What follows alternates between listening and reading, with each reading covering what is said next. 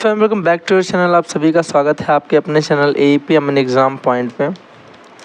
जैसा कि आज हम लोग पढ़ेंगे कंपाउंड इंटरेस्ट और इसमें लिखा है फार्मूला बेस्ड। ठीक है, तो इसमें देखो आपको कंपाउंड इंटरेस्ट अगर बेसिक जानना है तो बेसिक में हम दो चीज़ों से इसको देखते हैं। एक तो होता है फार्मूला बेस्ड और दूसरा होता है एक एकिक नियम। क्या होता है मेरे भाई? एक होता है एकिक नियम जिसमें हम लोग बोलते हैं कि हम लोग CI को फाइंड करते हैं बाई SI के द्वारा। SI मेथड से CI निकालते हैं एक एक साल करके, जिसमें आपको ये समझ में आता है दरअसल रियलिटी क्या है चक्रवृद्धि ब्याज की और चक्रवृद्धि ब्याज किस तरीके से लगता है, किस तरीके से वर्क करता है किसी अमाउंट पर, ठीक, किसी प्रिंसिपल पे। चलो तो फिर पहले आगे बढ़ते हैं और समझते हैं थोड़ा सा, उसके बाद फिर हम लोग क्या करेंगे, क्वेश्चन करेंगे। तो सबसे पहले थोड़ी सी ये जो ओपन डेफिनेशंस होती हैं जो हमें समझनी ज़रूरी है किसी क्वेश्चन को करने के लिए, इनको समझ लेते हैं। जैसा कि पहले आपको डेफिनेशन समझ में आनी चाहिए कि मूलधन क्या होता है। मैंने बोला बिल्कुल बेसिक से, तो इसमें सब कुछ बताऊंगा आपको, ठीक है, एवरीथिंग। मूलधन का मतलब क्या होता है? आप बोलोगे भैया वह पैसा, इसे P से डिनोट करते हैं, और वह पैसा जो या तो हम किसी से उधार लेते हैं या फिर हम अपना पैसा बैंक में जमा करते हैं। तो या तो जो पैसा अपना बैंक में या किसी के पास जमा कर रहे हैं या फिर हम किसी से उधार ले रहे हैं, वो पैसा हमारा मूलधन कहलाता है। इसे P से प्रदर्शित करते हैं। बात समझ में आ गई? आप बोलोगे बिल्कुल ये सिंपल डेफिनेशन है, पहले से ही पता थी, ये तो आपने कंफर्म कराया है दोबारा से, ठीक है। मिश्र धन की बात करें तो बोलोगे भैया अभी आपने बताया कि मूलधन वह पैसा था जो या तो हमने किसी से उधार लिया था या तो हमने बैंक में जमा किया था। तो जो पैसा हमने बैंक में उधार कहीं से लिया, उधार बैंक से लिया या फिर किसी व्यक्ति से लिया, वो पैसा हम कुछ समय के बाद वापस भी तो करेंगे। बोलेगा भैया 10 साल बाद वापस करना या 5 साल बाद वापस करना, या 10 साल बाद मेरा पैसा इतना हो जाएगा तब वापस करना, क्योंकि आपको कोई ऐसा तो है नहीं पैसा दे देगा और इस पर कुछ ब्याज नहीं लेगा, ब्याज तो लेगा।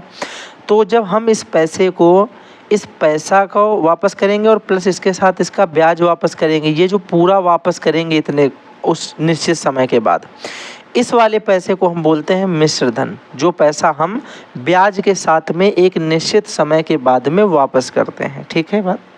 या फिर अगर आपने पैसा बैंक में जमा किया तो आप 3 साल बाद अपना पैसा उठाने गए तो आपका पैसा मिला और साथ में बैंक ने आपको ब्याज दिया, तो ये पैसा जो आप उठाने गए ये क्या हो जाएगा, ये मिश्र धन हो जाएगा। तो आप बोलोगे इसका मतलब ये जो अमाउंट है भैया, आप बोलोगे कि अमाउंट बराबर हो जाता है प्रिंसिपल प्लस इंटरेस्ट ना। तो मैं बोलूँगा बिल्कुल सही, देखो फार्मूला तुमने खुद ही बना दिया, कोई रटने की ज़रूरत नहीं, ये फार्मूला हो गया, ठीक है।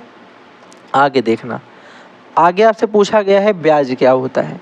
तो आपने कहा भैया कि जो मैं मिश्र धन उठाकर लाया था बैंक से, जो मैं बैंक से मिश्र धन उठा के लाया था और जो मैंने बैंक में जमा किया था प्रिंसिपल, तो मेरे प्रिंसिपल पे जो ज़्यादा रुपया मुझे मिला, मतलब मैंने जमा किया था मान लो 100 रुपये और मैं मिश्र धन अपना उठा के लाया 130 रुपये, तो बोलोगे भैया यहाँ पे हमें 30 रुपये ज़्यादा मिला, तो मूलधन पर मिलने वाला अधिक रुपया जो होता है वो ब्याज होता है, ठीक है।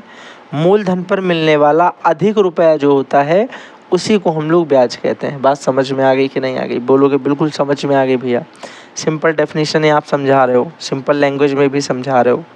पूछा जाए दर क्या होता है, तो जब आप बैंक गए, आपने बैंक में बात की कि भैया मैं इतना पैसा अपना प्रिंसिपल जमा करूंगा, तो आपसे उसने बोला कि ठीक है 1 साल बाद आपको क्या मिलेगा कि इस पर जो भी, आपसे जरूरी नहीं आर बोला जाए, आपसे बोलेगा 5%, 6%, 7%, 12%, आर की जगह कोई एक नंबर दे देगा। आपसे बोल दिया कि मान लो भी हम आर ही मानते हैं कि R% रेट से पैसा आपको जो है इंटरेस्ट मिलेगा। इसका मतलब ये होता है कि आपको अगर बोला गया है कि वार्षिक है, वार्षिक बोला जाता है तो हर साल में इतना % आपको ज़्यादा मिलेगा। छमाही बोला जाता है तो हर 6 महीनों में आपको इतना रुपया ज़्यादा मिलेगा, इतना %। और अगर आपसे तिमाही बोला जाता है तो हर 3 महीनों में आपको अपने प्रिंसिपल का इतना % अधिक मिलेगा। इसका मतलब ये हुआ कि भैया आपने कहा कि मेरा 100 रुपया जमा किया हमने बैंक में, ठीक है, कितना जमा किया, बोलोगे 100 रुपया।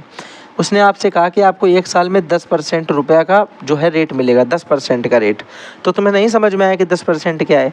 तो इसका मतलब ये है कि 1 साल के बाद जब तुम अपना ये उठाने जाओगे ना अमाउंट, तो वो तुम्हारा एक तो 100 रुपये ये और 100 का 10% यानी 10 रुपये, तो तुम्हें 100 रुपये तो तुम्हारे वाले देगा और 10 रुपये तुम्हारा ब्याज वाला, तुम्हें कुल मिला के 110 रुपये अमाउंट देगा। तो प्रिंसिपल अगर तुम्हारा 100 रुपये होगा, रेट अगर तुम्हारी मेरे भाई कितनी हो जाएगी 10%, तो अमाउंट तुम्हारा बन जाएगा 110 रुपये। तो तुम्हें कुल इतना रुपया मिलेगा। पूछेगा ब्याज कितना दिया गया, तो देखो 110 में से अगर तुम 100 घटा दोगे तो तुम्हारा कितना आ जाएगा 10। तो बोलोगे भैया 10 रुपये का ब्याज मिला। और ये 10 रुपये का अगर हमें दर निकालनी हो तो दर कैसे निकालोगे, 1 साल में ऊपर ब्याज 10 रुपये, नीचे मूलधन और गुणे 100, ऐसे करके हम लोग क्या निकाल लेंगे भैया, 100 से 100 कट गया, ये आ गया 10% रेट।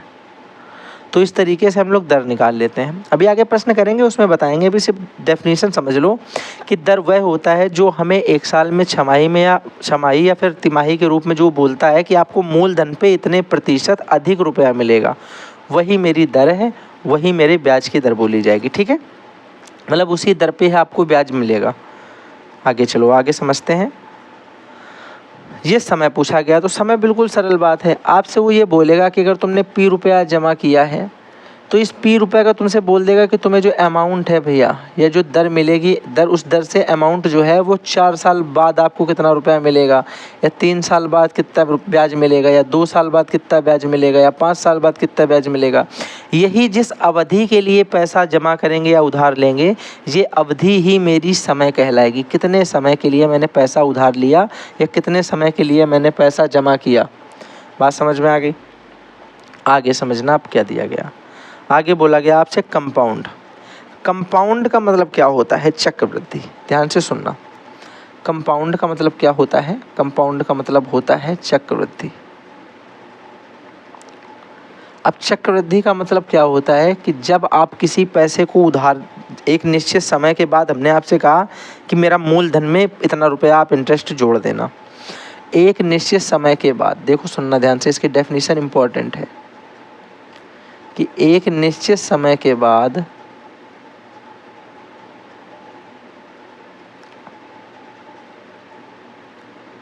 मूलधन में जो ब्याज जोड़ा जाएगा, उसके बाद अगर हमने कहा कि ब्याज इसमें जोड़ दिया, अब ये क्या बन गया, बोलोगे ये बन गया मिश्रधन। मिश्रधन, मिश्रधन बन गया।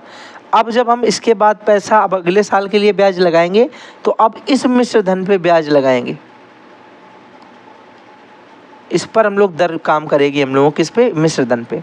कहने का मतलब ये होगा, हमने पहले साल पैसा उधार लिया, हमने कहा कि भैया 5 साल के लिए पैसा हमें उधार चाहिए। ध्यान से सुनना, डेफिनेशन से ज़्यादा तुम्हें इसका जो है प्रैक्टिकल समझ में आएगा। हमने तुमसे कहा कि 5 साल के लिए पैसा उधार दे दो भाई, तो तुमने कहा ठीक है 5 साल के लिए पैसा उधार तो दे देंगे, लेकिन हमें काम सुनो, हम क्या करते हैं, आपको साधारण ब्याज पे नहीं देंगे, चक्रवृद्धि ब्याज पे देंगे। हम लोग मतलब नहीं समझ पाए चक्रवृद्धि ब्याज क्या था। उसके बाद जब उसने हमको डढ़ा तब समझ पाए कि क्यों इसने ये बात कही थी। जब वो हमसे कहेगा कि तुमने 100 रुपये भैया हमसे उधार लिए, तुमसे बोलेगा कि 10% के दर पे साधारण ब्याज पे ले लो, साधारण ब्याज पे, तो तुम कहोगे साधारण ब्याज का मतलब भैया बहुत सरल बात। तुमसे उसने कहा कि 2 साल के लिए ले लो। कितने साल के लिए, 2 साल के लिए। तो 2 साल में तुमने कहा कि ये 10% 1 साल में है, तो 2 साल में 20%, क्योंकि साधारण ब्याज तो हर साल सेम लगता है। तो पहले साल 10%, दूसरे साल 20%। तो तुम बोलोगे 100 का 20% यानी 20 रुपये मुझे देना पड़ेगा ब्याज। लेकिन उसने तुमसे कहा कि मैं साधारण ब्याज पे तुम्हें दूंगा ही नहीं पैसे उधार, मैं तो तुम्हें दूंगा कंपाउंड इंटरेस्ट के रूप में, यानी चक्रवृद्धि ब्याज के रूप में। तुमने कहा ठीक है दे दो, क्या ही कर लोगे, 200 इसमें 20 रुपये इसमें बना, 20 रुपये उसमें बनेगा। तुमने कहा भैया 10% ही दर रखेंगे। उसने कहा हाँ 10% ही रखेंगे। तुम्हारे दिमाग में ये चल रहा है कि 10% अगर हम दर रखेंगे तो मेरा 10 20 रुपये 2 साल का बन जाएगा। लेकिन सुनना अब क्या होता है, पहले साल तुमसे वो कहेगा कि ये लो भैया 100 रुपये। 1 साल में तुमने कहा 100 रुपये का अगर हमने 10% लगाया तो 10 रुपये हमें देना पड़ेगा। अब वो कहेगा एक काम करो, अब तुम दूसरे साल हमने तुम्हें कितना रुपया दे रखा है, तुम कहोगे कहाँ दूसरे साल दिया, तुमने तुम्हें 100 रुपये दिया है ना। बोलेगा 100 रुपये नहीं, हमने तुमसे कंपाउंड इंटरेस्ट बोला था। कंपाउंड इंटरेस्ट का मतलब है कि 100 रुपये तो हमने तुम्हें दिया था, उसके बाद 1 साल बाद तुमने हमें पैसा लौटा रहा थोड़ी ना है, 2 साल बाद पैसा वापस करोगे। तो ये जो 10 रुपये ब्याज बना है ये भी उसी में जोड़ लो। अब हो गया है 110 रुपये। अब अगले साल जो लेंगे 10%, वो इसका 10% लिया जाएगा नेक्स्ट ईयर। तो इसका 10% कैसे निकालेंगे, याद रखो। इसका भैया जब हम 10% निकाल देंगे तो कितना हो जाएगा, 11 रुपये। तो टोटल ज़रा बताओ कितना रुपया ब्याज मिला। यहाँ से आप बोलोगे CI भैया पहले साल मुझे 10 रुपये देना पड़ेगा, दूसरे साल का 11 रुपये देना पड़ेगा। अब हमें 2 साल का वही 10% पे ब्याज जो है वो 21 रुपये देना पड़ेगा। पहले साधारण ब्याज पे 2 साल का ब्याज कितना देना पड़ रहा था, 20 रुपये। तो देखो इस तरीके से आपसे 1 रुपया और ज़्यादा चला गया। ठीक है, अब ये 100 पे बात थी तो 1 ज़्यादा गया। यही अगर 10 लाख पे बात होती तो और ज़्यादा जाता। तो आपको पता चलता कि यहाँ कितना चेंजमेंट आ रहा है उसकी वजह से। चलो आगे देखना। अब ये कंपाउंड समझ में आ गया। जब ब्याज पर ब्याज लगे, जब ब्याज पर भी ब्याज ले लिया जाए तो हम लोग बोलते हैं वो कंपाउंड इंटरेस्ट है। यानी आपने जो ब्याज आपको 1 साल में इकट्ठा आप कर पाए, वही आपने दूसरे साल में मूलधन आपने लिया, उस पर ब्याज लगा। अब आपने मिश्र धन बोला, 1 साल बाद बोला आपने कि आपका 100 रुपये मेरा वाला, 10 रुपये 110 रुपये हो गया। वो बोलेगा दूसरे साल में भी ये मिश्र धन की तरह नहीं काम करेगा, ये मूलधन की तरह काम करेगा।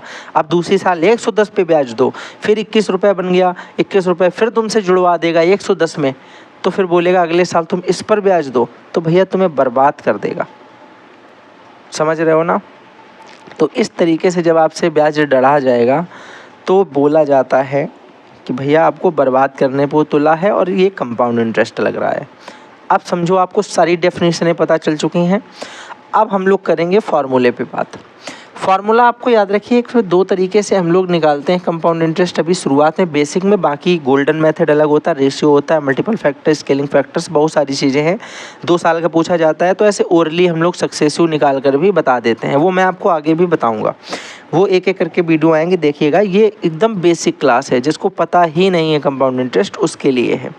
तो इससे समझो पहले। तो फार्मूला बेस्ड हमारी 2 तरीक़ों से हम लोग निकालते हैं। एक तो हम लोग प्रयोग करते हैं इसमें साधारण ब्याज के द्वारा एक नियम। ध्यान से सुनो। पहले नंबर पे तुम इसमें यूज करते हैं कि साधारण ब्याज के द्वारा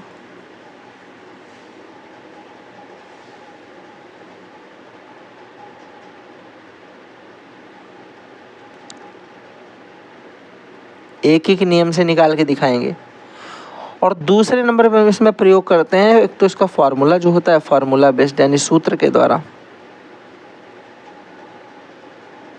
फार्मूला के द्वारा।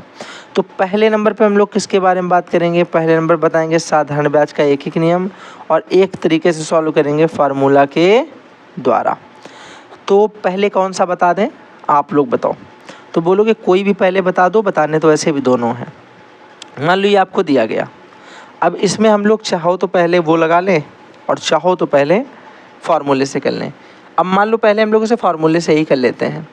फार्मूला हम लोगों का देखो सिंपल क्या होता है, आप बोलोगे फार्मूला होता है कि मिश्र धन बराबर मूलधन ब्रैकेट में 1 प्लस दर बटे 100 की घात समय। ये होता है फार्मूला, बहुत इम्पोर्टेंट है, याद रखिएगा। भले तुम इसका यूज ना करो लेकिन तुम्हें ये पता होना चाहिए, क्योंकि अगर तुमने अगर कभी कोचिंग पढ़ाई तो कोचिंग पढ़ाने में आपको जो वैसी कोचिंग जो आप क्लास के लिए पढ़ाओगे तो कक्षा 6, 7, 8 के बच्चों में ये आपको कॉमनली बताना पड़ेगा। वहाँ पे आप अपना रेशियो या गोल्डन रेशियो नहीं लगा सकते हो समझाने के लिए उन्हें। तो इस पर भी आपको थोड़ा सा फोकस रखना है साथ में, अगर टीचर कोई बनना चाहता है। सुनो ध्यान से। अगर मैं इसे सॉल्व करने की कोशिश करूँ, बोलोगे भैया यहाँ से अमाउंट की जगह तो हमें पता नहीं है, लेकिन हमें यहाँ पे प्रिंसिपल दे रखा है 8000, तो यहाँ पे 8000 लिख देंगे। ठीक है। ब्रैकेट में 1 प्लस आर की जगह हमें दे रखा है 10, तो 10 लिख देंगे बटे 100, और ऊपर लगा देंगे यहाँ पे समय यानी 2 वर्ष। इतना तो कर ही लोगे, बोलोगे बिल्कुल कर लेंगे। यहाँ से अमाउंट इज इक्वल टू कितना आ जाएगा, बोलोगे भैया ये तो 8000 आ गया। इसे जब सॉल्व करोगे तो बोलोगे यहाँ पे 0 से 0 चला गया, ये हो गया 10 एकम 10 और 10 और 1 11, यानी 11 बटे 2, 11 बटे 10 का पावर 2, सॉरी 11 बटे 10 की पावर 2। अब यहाँ से देखो, अगर यहाँ से हम अमाउंट निकालें तो बोलोगे ये हो जाएगा 8000 11/10 की पावर 2 है तो 2 बार इंटू में लिख दो 11/10 गुणे 11/10। 2 जीरो से ये 2 जीरो यहाँ के ख़त्म हो गए। ये यहाँ से आ जाएगा, बोलोगे भैया कितना आ गया, तो बोलोगे ये आ जाएगा 80 यानी 80 गुणे 11 इंटू 11 121। तो इसे जब इंटू करा दोगे तो कितना आ जाएगा, बोलोगे 1 जीरो तो जीरो आ जाएगा। ये हो जाएगा 8 एकम 8, 8 दूनी 16 के 6 यहाँ से लेख और 8 एकम 8 और 1 9, 9680 रुपये तुम्हारा आ गया अमाउंट। अब तुम बोलोगे इसका मतलब भैया ये हुआ अगर मैंने 8000 रुपये जमा किए थे, 2 वर्ष बाद जब मैंने अपने पैसे उठाए तो मुझे 9680 रुपये मिले। तो मैं तुमसे पूछूंगा बताओ तुम्हें ब्याज कितना मिला, कंपाउंड इंटरेस्ट कितना मिला। तो तुम बोलोगे कंपाउंड इंटरेस्ट जो हमें मूलधन से ज़्यादा मिला, हमें मिला है टोटल 9680 रुपये, हमने जमा किया था केवल 8000 रुपये, तो हमें ज़्यादा कितना मिला, बोलोगे 1680 रुपये। तो बस यही मेरा ब्याज हो गया और यही मेरा आंसर हो गया 1680 रुपये।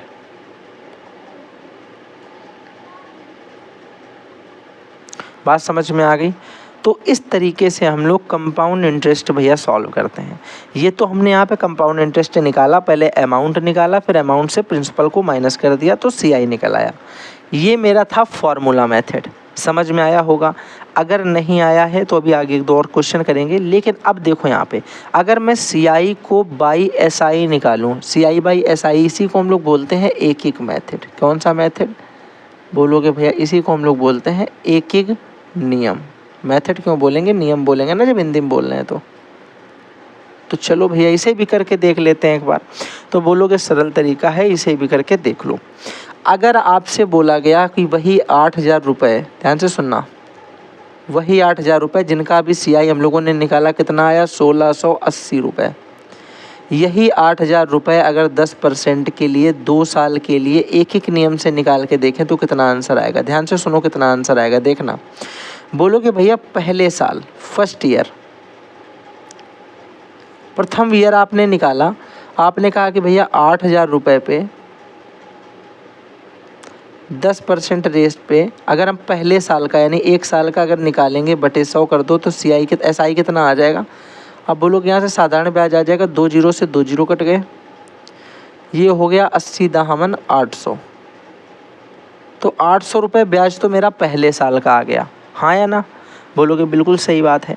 लेकिन अब जब दूसरी साल हम लोग बात करेंगे सेकेंड ईयर में, तो सेकेंड ईयर में मेरे भाई मेरा मूलधन जो 8000 रुपये मैंने जमा किया था वो, और ये 800 रुपये साथ में और मिला दो, अब टोटल मेरा पैसा दूसरे साल में कितने रुपए पे मुझे ब्याज देना पड़ेगा। बोलोगे अब देना पड़ेगा 8800 रुपये पे ब्याज, क्योंकि ये तो वो CI तो है ना, SI तो ये है ना, ये तो CI है ना।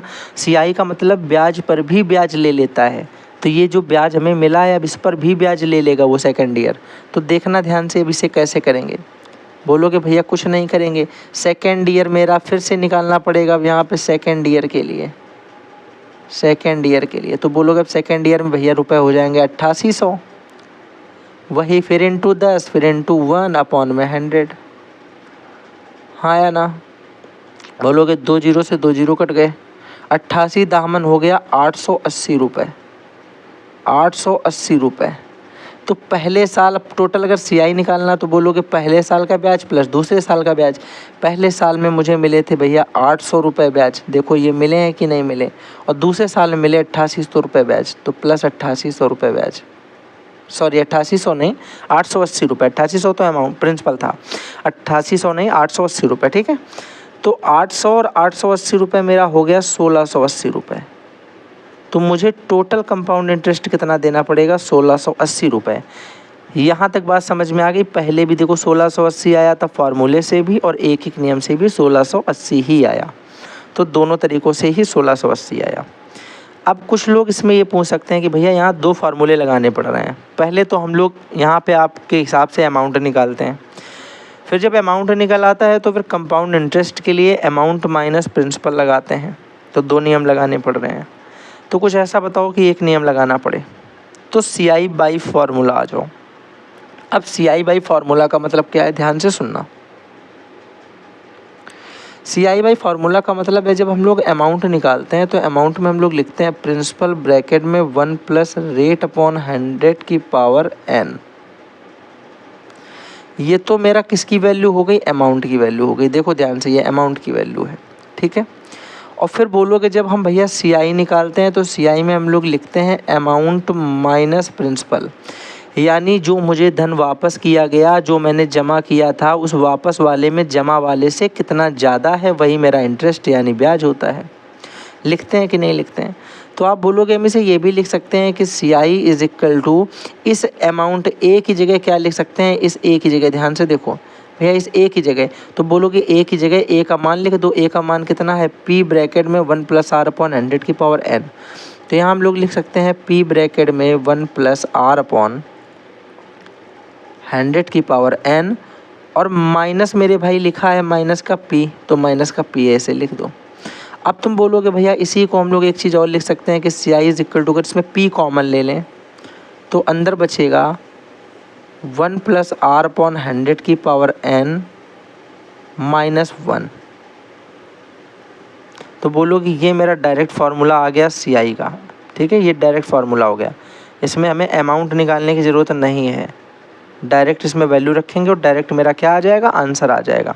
तो मैं क्या करता हूँ, इस थोड़ा सा इसे साफ़ करके ऊपर इसे साफ़ करके लिख देता हूँ, ठीक है। अब समझ तो गया ही हो कैसे निकल के आया, तो अब इसे यहाँ पे मैं साफ़ लिख देता हूँ ताकि आपको समझ में आए। तो डायरेक्ट CI के लिए फार्मूला जो होता है वो क्या होता है भैया, तो बोलोगे वो होता है कि CI is equal to, principal बाहर कॉमन ले लेंगे, अंदर बचेगा 1 प्लस R अपॉन 100 की पावर n, और माइनस P होता है, जो P कॉमन ले लिया तो अंदर बचा 1, और ये मेरे भाई डायरेक्ट फार्मूला हो गया। कोई समस्या? ये डायरेक्ट फार्मूला हो गया CI निकालने का। अब सुनो ज़रा, अगर ये डायरेक्ट फार्मूला है CI निकालने का तो कैसे वर्क करता है। देखो ये वाला मैं क्वेश्चन आपको अभी बताऊंगा क्योंकि इसमें थोड़ा सा अलग एक कॉन्सेप्ट और समझाना है। पहले देख लेते हैं डायरेक्ट CI के लिए फार्मूला, ये मैंने आपको पीछे बता ही दिया है, इसको पहले सॉल्व कर लेते हैं, ठीक है। उसके बाद वो मैं आपको बता रहा हूँ, उसमें एक चीज़ मुझे थोड़ी सी आपको समझानी पड़ेगी तो वो अलग चीज़ हो जाएगी। पहले ये समझो, आपको मैंने भी एक फार्मूला कौन सा बताया कि जो CI होता है वो डायरेक्ट क्या होता है, प्रिंसिपल ब्रैकेट में कॉमन ले लोगे, अंदर बचेगा 1 प्लस R अपॉन 100 की पावर n और माइनस 1, और ये बंद। यही तो बताया कि नहीं बताया? आप बोलोगे भैया बिल्कुल यही फार्मूला अभी आपने मुझे बताया है। यहाँ पर आप बोलोगे भैया जो जो दिया जाता है उसे हम लोग लिख देते हैं। मैंने कहा हाँ बिल्कुल सही। आप बोलोगे पहले यहाँ पे देखो दिया गया है आपका CI, फिर दिया गया है रेट, फिर दिया है टाइम, तो रेट टाइम CI लिख दो। तो CI की जगह कितना लिख दोगे, आप बोलोगे CI की जगह लिख दोगे 328 बराबर, प्रिंसिपल की जगह पता नहीं है, रेट की जगह कितना लिख दोगे 1 प्लस 5 अपॉन 100 की पावर n की जगह कितना लिख दोगे, बोलोगे 2 दिया है तो 2 और माइनस 1। कोई दिक्कत? बोलोगे कोई दिक्कत नहीं। तो ये मेरे भाई आ गया 328, यहाँ आ गया प्रिंसिपल, और इसे सॉल्व करो जरा। बोलोगे 5 एकम 5, 20 पंचे 100, तो ये हो जाएगा 20 1 21/2। कितना हो जाएगा 21/2, 20 21/20, और इसकी पावर कितनी 2, माइनस 1 बंद कर दो, ठीक है। यहाँ से आ गया भैया 328 वैसे लिख दो, बराबर प्रिंसिपल वैसे लिख दो। इसे सॉल्व करोगे तो ये आ जाएगा भैया 441/400 माइनस 1, ठीक है। अब इसे देखना ज़रा ध्यान से, तुमने लिखा भैया ये 328 वैसे लिखा है, बराबर प्रिंसिपल, अंदर देखो कितना बचा। बोलोगे भैया 400 एकम 400, ये 400 यहाँ आ जाएगा, 441 से 400 चला जाएगा तो ऊपर बचेगा 41 और नीचे 400, तो ऊपर आ गया 41, नीचे बचा 400। ये तो सॉल्व कर ही लेते हो ना LCM वाला। तो अगर यहाँ से मैं आपसे बोलूँ प्रिंसिपल कितना हो जाएगा, बोलोगे भैया ये 328 यहीं रहेगा, P मैंने यहीं पे रखा है, 400 को मैं ऊपर भेजूंगा, इधर आ जाएगा इनटू में, और 41 ऊपर गुणे में तो नीचे आ जाएगा भाग में। तो बोलोगे 41 से अगर इसको काटेंगे तो आप देखोगे 4 अट्ठे 32, 8 एकम 8, 8 बार में चला जाएगा, और ये हो जाएगा 8 चौके 32। तो प्रिंसिपल बराबर यहाँ से आ जाएगा 3200 रुपये। प्रिंसिपल कितना आ जाएगा भैया 3200 रुपये आ जाएगा। तो यहाँ लिख दोगे प्रिंसिपल की जगह 3200 रुपये। बात समझ में आ गई? कुछ नहीं किया, सारी वैल्यू को वहीं पे रख दिया, वहाँ पे P का मान निकालना, P को यहीं छोड़ दो, बाकी सब ट्रांसफ़र कर दो और P का मान निकाल लो। समझ में आई कि नहीं समझ में आई बात? बहुत आराम से समझाता हूँ, एक बार में ही आ जाती होगी, ठीक है। तो देखो अब यहाँ पे क्वेश्चन बचे नहीं है। अब ऊपर एक क्वेश्चन जो मैंने छोड़ दिया आपको, पहले वो बता देता हूँ, ये वाला क्वेश्चन। यहाँ पे क्वेश्चन करने से पहले थोड़ा सा एक कॉन्सेप्ट समझना पड़ेगा आपको। वो देखो क्यों समझना पड़ेगा, पहले तो रीज़न जान लो। वैसे तो सारे कॉन्सेप्ट हो गए, अब क्यों लेकिन समझना है, तो उसका रीज़न ये है कि भैया यहाँ पे टाइम को ज़रा ध्यान से देखो। टाइम दिया है 2 होल 1/2।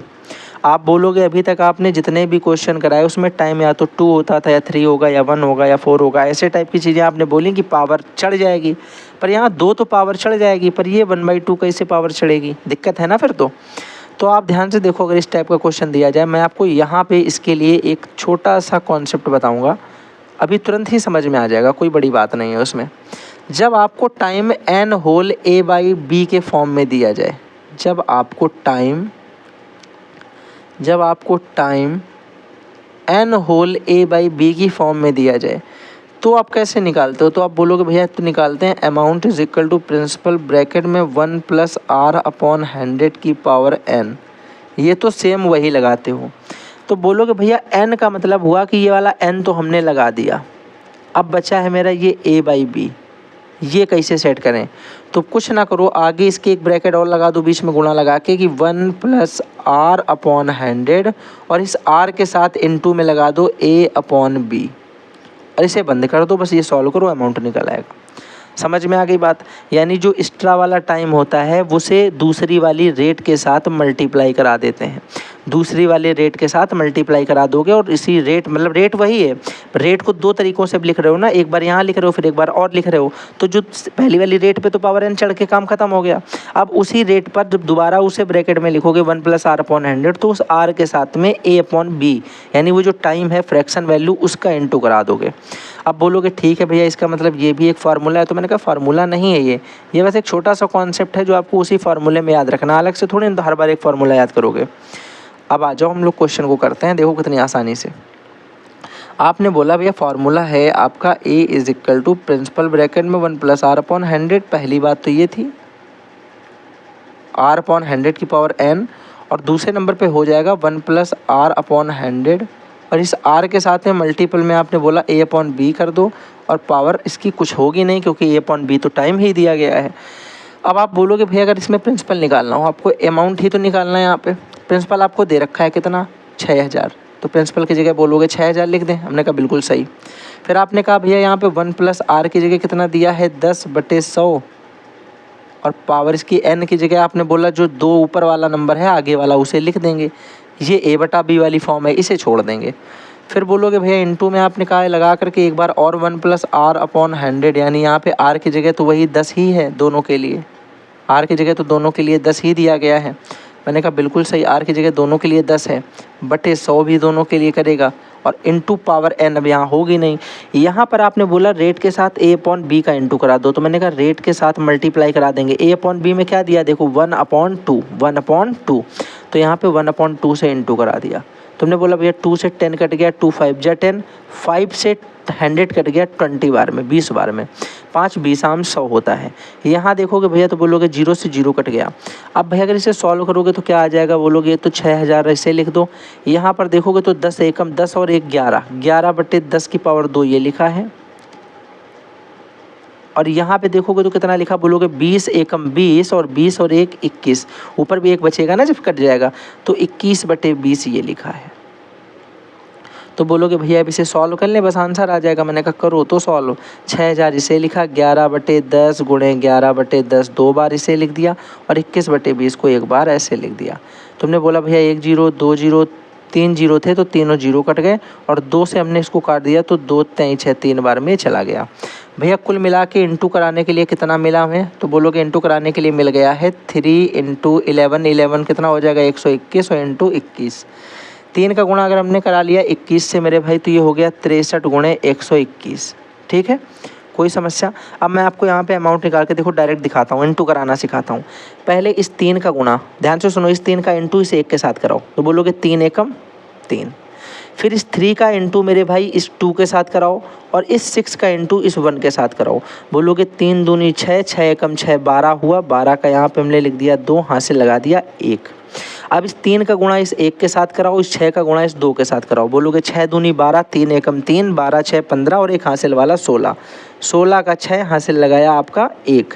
अब इसका गुणा तो हम सबसे करा चुके, इसे भूल जाओ। अब इस 6 का गुणा किससे बचा है, बोलोगे इस 1 के साथ। तो 6 एकम 6 और एक हासिल वाला 7, यहाँ 7 लिख दो। 7623 आपका आंसर आएगा इंटू कराने पे। ना मानो तो एक बार करा के देख लेना। आपको ये कॉन्सेप्ट अगर इंटू वाला सीखना है तो बता देना, मैं आपको स्पेशली इसके लिए आपको 2-3-4 क्वेश्चन प्रैक्टिस करा दूंगा, आपको आ जाएंगे समझ में। तो 7623 का आंसर आ गया। तो हम लोगों ने काफ़ी सारे क्वेश्चन कर लिए हैं, एक बार देख लेते हैं। फार्मूला बेस्ड पहले ये वाला हमने कर लिया। आपका जो है कौन सा था ये मेथड, जब हमें डायरेक्ट CI निकालना हो। एक टाइप का एक ही या 2 क्वेश्चन किए होंगे बस, बहुत ज़्यादा समय आपका वेस्ट ना हो इसलिए। कॉन्सेप्ट सीरीज़ है तो इसमें सिर्फ आपको कॉन्सेप्ट ज़्यादा समझने हैं। यहाँ पर देखो अमाउंट निकालना, जब आपको फ्रैक्शन में टाइम पीरियड दे रखा हो, ये हमने आपको डायरेक्ट बता दिया फार्मूला निकालने का CI। इसके बाद यहाँ पे हम लोगों ने CI को SI मेथड एक नियम से निकाल दिया। यहाँ पर हम लोगों ने फार्मूला से निकाल दिया। यहाँ पर हम लोगों ने फार्मूला और 2 बेस्ड होते हैं उन दोनों पे बात कर ली। यहाँ पर हमने आपको कंपाउंड क्या होता है उसके बारे में बताया, समय क्या होता है, दर क्या है, ब्याज क्या है, मिश्र धन क्या है और मूलधन क्या है। उसके बाद ये हमारी क्लास हो गई एंड। सेकंड क्लास में एडवांस चीज़ें चलेंगी। अब देखो ये आपका बेसिक तो हो गया, अब आप ये नहीं बोल सकते हो कि मुझे यही नहीं पता कि कंपाउंड इंटरेस्ट क्या है। आपको बेसिक पता चल चुका है। अब इन सवालों को हम लोग करेंगे एडवांस मेथड से, या फिर एडवांस मेथड का मतलब ये है कि कहीं हम लोग रेशियो से सॉल्व कर लेंगे, या फिर हम लोग फ्रैक्शन वैल्यू से direct multiply, multiple factor, scaling factor, कुछ ना कुछ करके कर ही लेंगे। जो मैं आपको बाहर इसमें लिखा होगा, देखो यहाँ पे लिखा होगा, इस जगह पे जो लिखा होगा समझ जाओ उस वीडियो के अंदर वही मेथड होगा। ठीक है, आपको क्या होगा कि यहाँ पर एक मेथड लिखा होगा, इसको पढ़ लेना, तो आपको जो ज़रूरी लगे वो वाला वीडियो देख लेना।